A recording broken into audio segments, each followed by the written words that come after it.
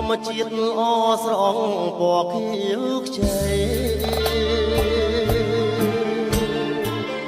គុណភាពការប្រៃជាប់នេសាដូចផ្លិតខ្លែបស្រីស្រស់ភុំ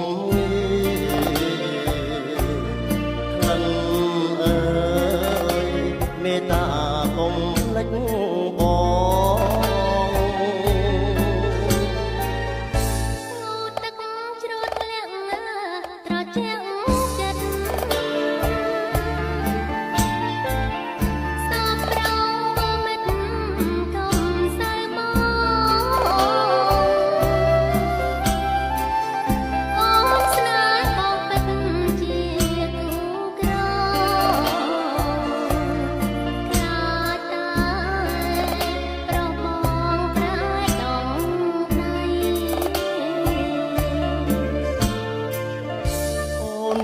បងចង់